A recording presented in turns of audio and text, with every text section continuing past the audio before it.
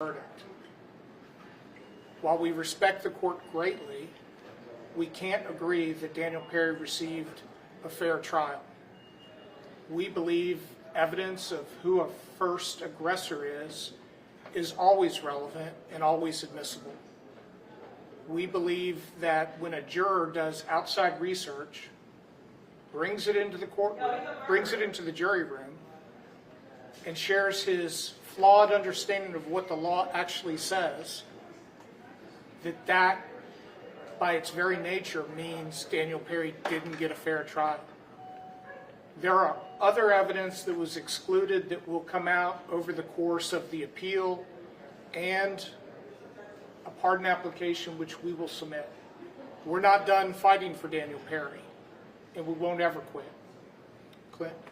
The only thing I'd like to add is there have been a lot of comments over the last few weeks regarding the governor and his intent to pardon Daniel Perry and people calling it a political decision. I think that misses the point that this prosecution from the very beginning was a political decision. We know that from the allegations of Detective Fugit that the district attorney, Mr. Garza, prohibited him from presenting evidence to the grand jury. So when people talk about political decisions, we have to go back to the beginning and realize this was a political prosecution by a politician for political gain and in support of his advocates. So I think that's important to realize. Mr. O'Connell talked about the appeal. I think we have very good grounds for appeal, including all the evidence that was left out. The evidence that Garrett Foster and his colleagues routinely prohibited the citizens of Austin from traversing the streets, attacked vehicles. I think that's important. Now there will be evidence, and there'll be evidence in the record regarding why Garrett Foster was separated from the military, that he was prohibited from the military from ever possessing a firearm, and was released based on mental health issues. I think that's going to be part of the appeal. So I think that I agree with Mr. O'Connell. The trial, I heard what the judge said about the jurors, but we have one juror who admitted juror misconduct. We had another juror, an alternate juror, that certainly participated in juror misconduct, and she's basically admitted that in the press. So I agree with Mr. O'Connell that we do respectfully disagree with some of the judge's comments today. And I think all told, I think Sergeant Perry has excellent grounds for appeal based on what the jury was not allowed to hear, and based, as I said, going back to the grand jury and what the grand jury was prohibited from hearing based on the political machinations of the district attorney in Travis County. Your statement said you fully participate in the pardon process. Are you in regular conversation with the governor's office? And do you think any of the evidence that's been released post-conviction trial, namely the social media and the text and all that stuff that we saw come out after trial, will influence the governor in any way, and how hopeful are you that you'll get that pardon? So to answer your first question, are we in touch with the governor's office? The answer is no. We would be happy to meet with the governor or governor's staff, Board of Pardons and Parole staff, but understand that up until this point, because Daniel had not been sentenced, we haven't been able to submit a pardon packet. And so now that, for us, that process will start. As you know, the Board of Pardons and Parole are already conducting their own investigation.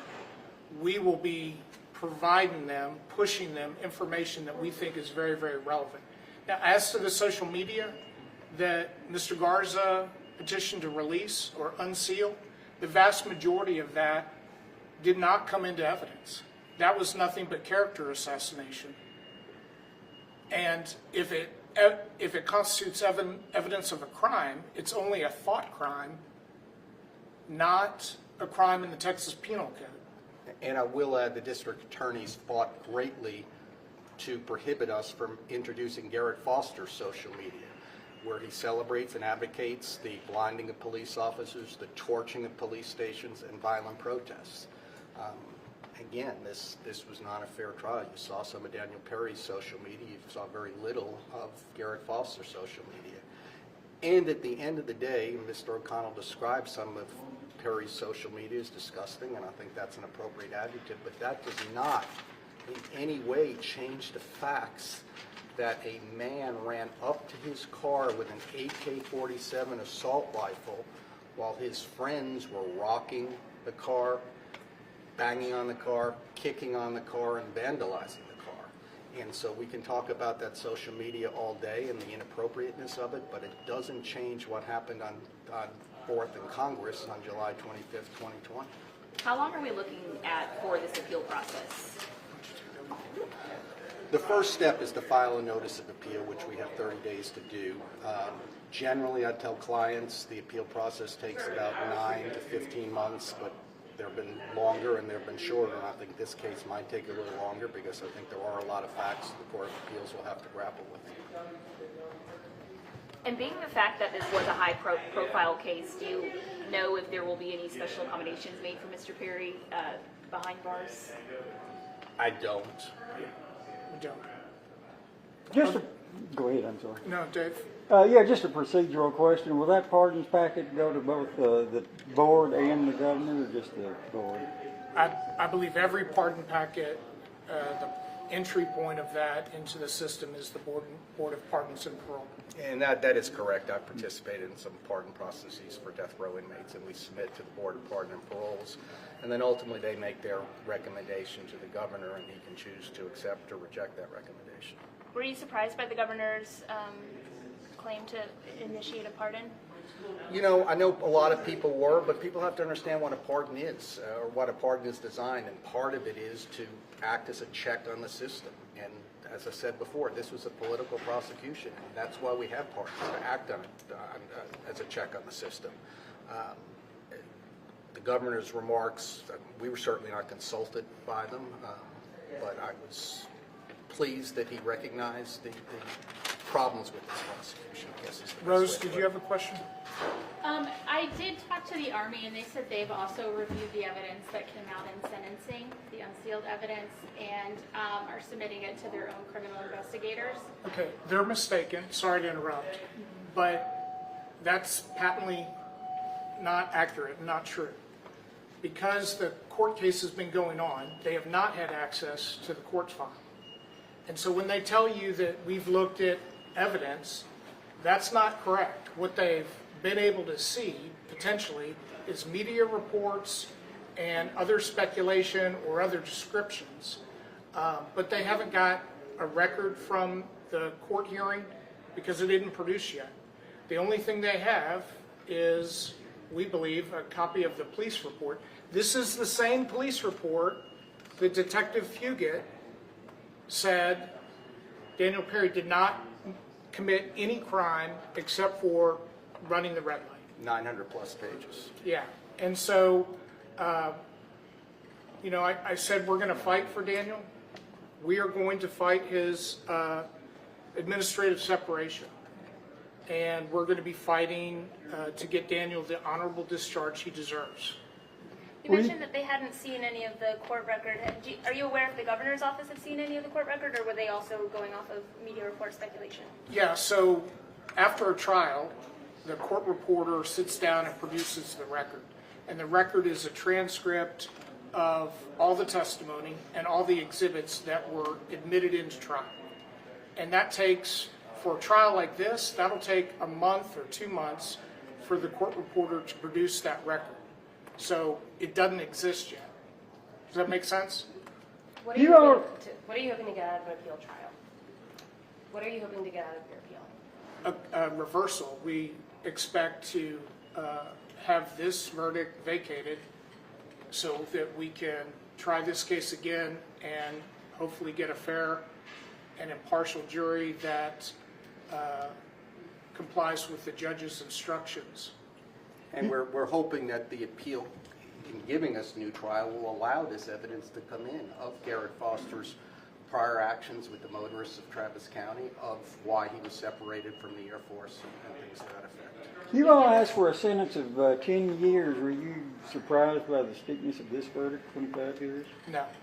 Can you give us some insight to Perry's family, how Perry's feeling about this? We saw his mom was really upset. What about Perry? What are they feeling right now? Everyone is completely devastated, as you might expect. And Mr. and Mrs. Perry feel awful for the Foster family and for Mrs. Mitchell. You know, there are no winners in a case like this, but our job is to keep fighting, and that's exactly what we're going to do. If the governor's office hasn't seen a trial record yet, like nobody really has, how can his immediate call for a pardon be seen as anything other than political? Yeah, I'm going to leave the politics to the politicians, including Mr. Garza. What we're focused on is the facts in the law that indicate this wasn't a righteous verdict and that Daniel deserves either a pardon or a new trial.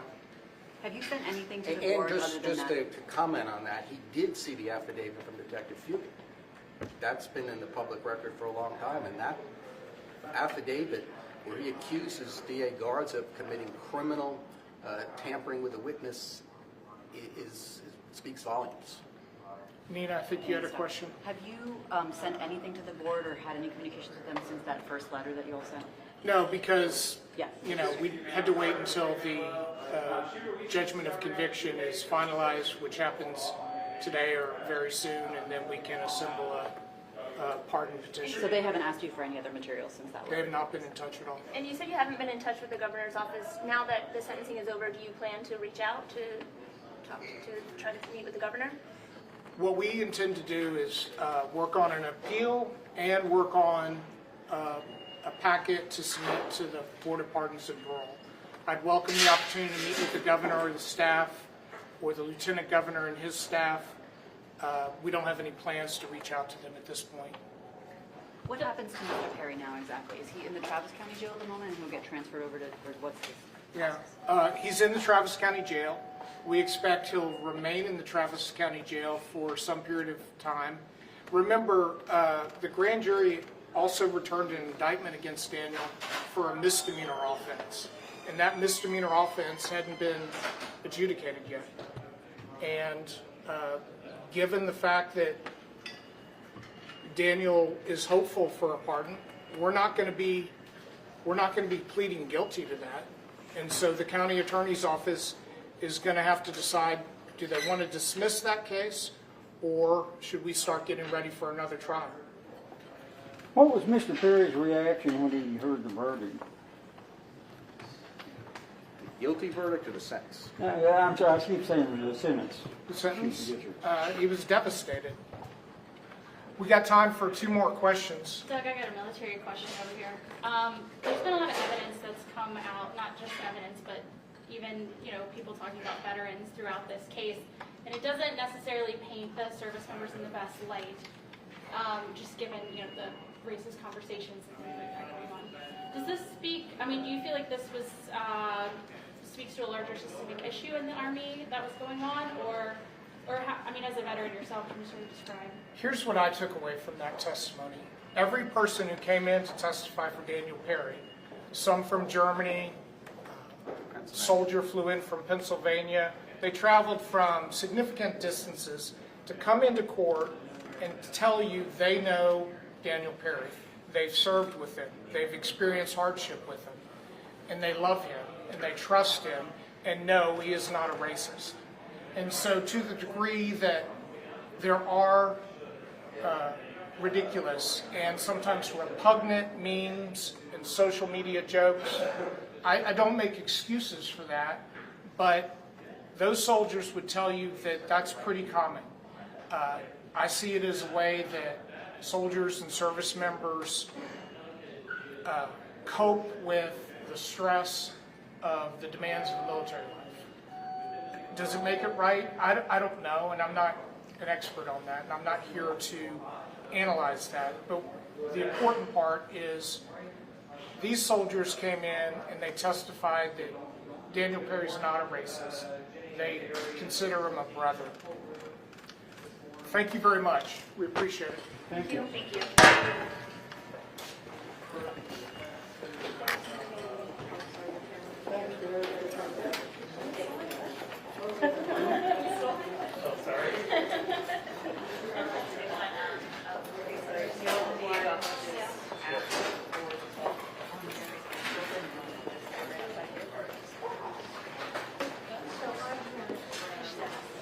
Are they? Oh. You said that they were like, they had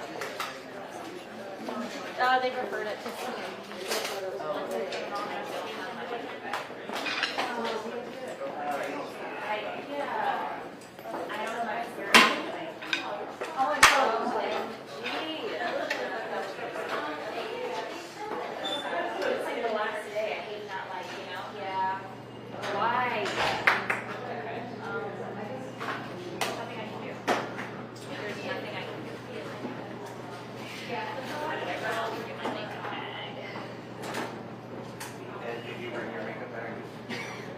You got back up. Can you just get far away so you don't like see my face a lot? Yeah, I'll do that. No, seriously. I'm being dead serious.